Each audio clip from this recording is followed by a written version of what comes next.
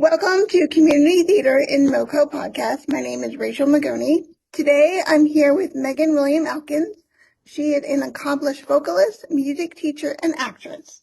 We chat about her start in theater, how she prepares for auditions, and why she thinks community theater is important. Welcome. Hi. Thank you. All right. First question. How long have you been in theater and how did you get started? Oh, I've been performing over 45 years. So I started when I was young, and I knew that I always wanted to be a performer since I was probably about 5 years old when we had our first TV. And I just wanted to be inside the TV. I just wanted to do what they were doing. So I've been doing that. I started more in high school, but when I would have to go to summer school to learn math when I was growing up, I never went to math. I did all the drama stuff.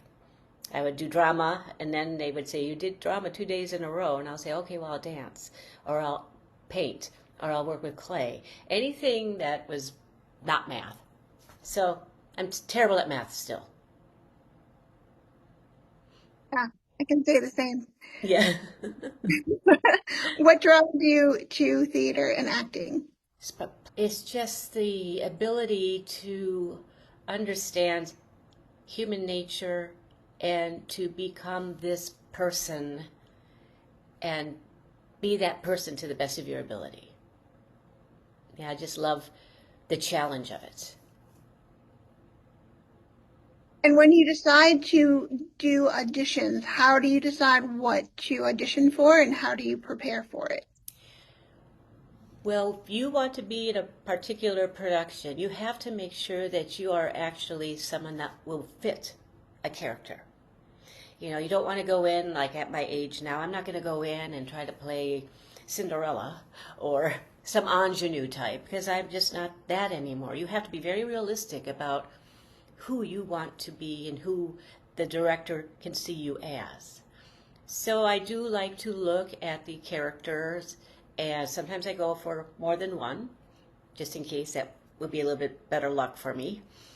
But you need to know the piece. If it's a play or the musical, you need to read it. You need to know what it is so that you could go in there and give an honest characterization that you have developed for this person. You would need to go in and be this character so that they could see that you do it. I was helping one young lady audition for Greece, and she wanted to be Rizzo, but she was a very passive. She was non-aggressive. I said, well, you have to go in there as Rizzo, and if you don't go in there as Rizzo, they're not going to see you as Rizzo. So I don't think she quite believed me, and she didn't get the role, and she was upset. And I'm like, you have to be realistic. If you feel you can do that job, then you have to show them that you can do it. So you need to get to know the character, get to know the play, make sure you fit in the whole picture. Yes. And then are there logistical things you need to worry about when you prepare for an audition? As in? When you make sure that you can attend the rehearsals, the Oh, yes. production. You have to make sure that you can do the callbacks. Now, sometimes if you can't do the callbacks, let's say you're performing or you're going to be traveling or whatever, maybe talk to the director and just say, I would love to audition, but I won't be able to do the callbacks. And some directors are like, okay, just come audition anyway, and we'll see where that leads us. And maybe you are called back, but it will be noted that you are not going to be present, but you are considered for a role as a callback. I like to make sure that I'm always there for a callback. And you have to be very, very honest with your conflict schedule. Because if you, and you have to be, like, let's say something comes up in between the audition and the callback, make sure you let them know, this just came up. You know, you have to be very honest. It really throws off the director and the other actors. So you need to have that dynamic build. You need to have all of this build over time. And if this person is gone all the time, then you don't get that chemistry built. So you have to make sure that you are available and you are serious about being in this production. And are there any roles that you want to play? Roles, oh yes. I would love to be Martha in Who's Afraid of Virginia Woolf. Ever since I was very young. I think I might be aging out of that, but they can always put a wig on me, I guess.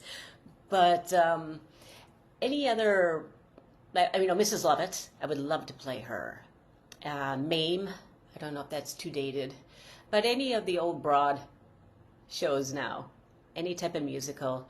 I actually look at what Angela Lansbury has done because she's kind of someone I do idolize, and I love her characterizations, and she's a fantastic character actress, which is, to me, probably the best way to evolve as a performer, to become a character actor or actress, because then that opens up more doors for you. You just can't go in there and say, well, I want to play this love interest who's 20 years younger than I am, because that's not ideal. It's not realistic. You have to really understand where you are in your position in life and make sure that the auditions that you have are fitting who you are.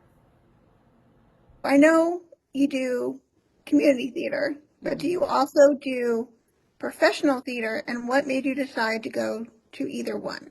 Okay. I do a little bit of both. I started out when I graduated. I did do professional theater, but then, life hits you and you have to get a job and you have to work.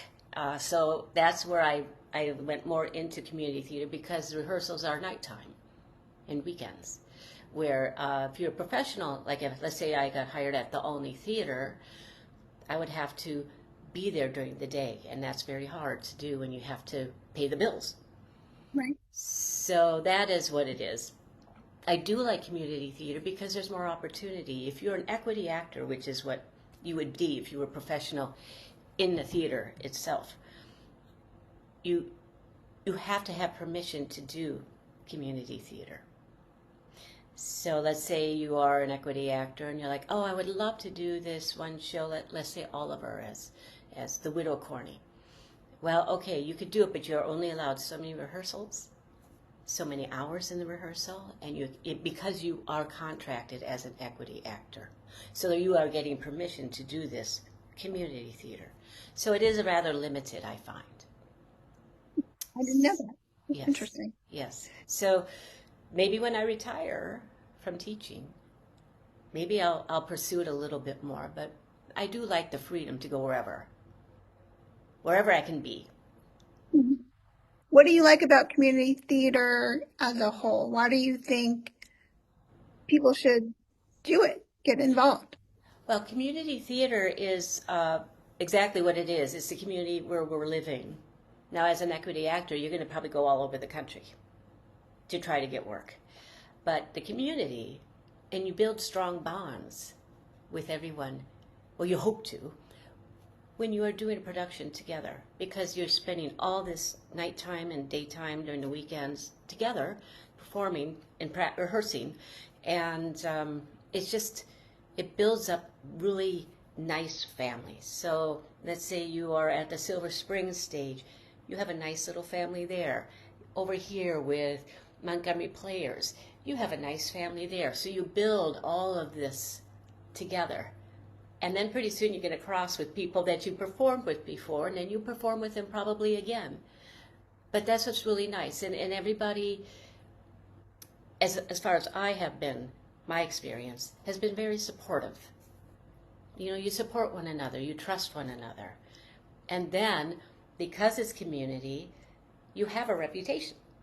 And sometimes your reputation will precede you. So you always want to make sure that they know you are easy to work with. You get along well with others. You enjoy what you do. You are reliable. You are there for every rehearsal, every call. And that's just part of that whole family. And then you have like lifetime friends, which is nice.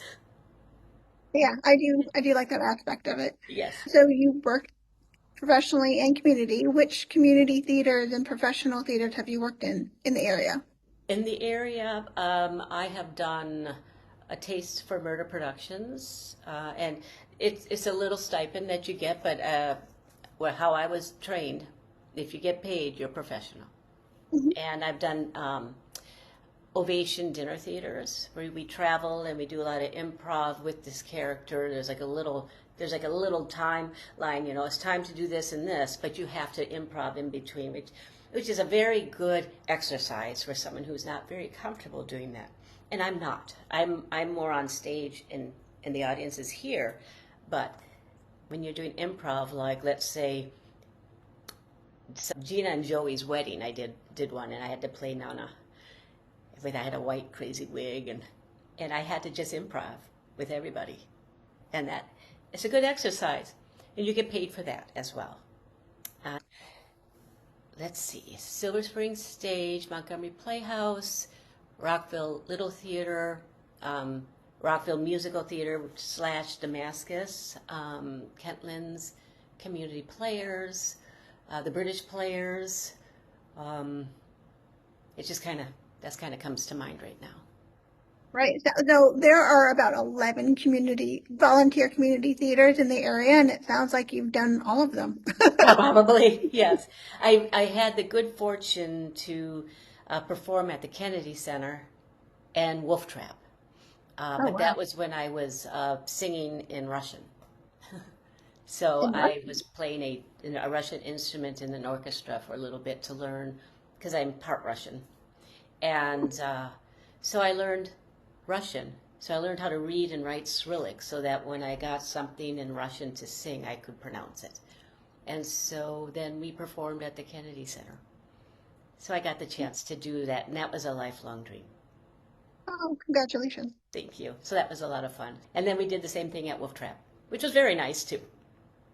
Yeah, I imagine. Yes. I think that wrapped it up. Thank you so much for helping me out with this Oh, you're video. welcome. Thank you, Rachel. Rachel. Bye. Bye.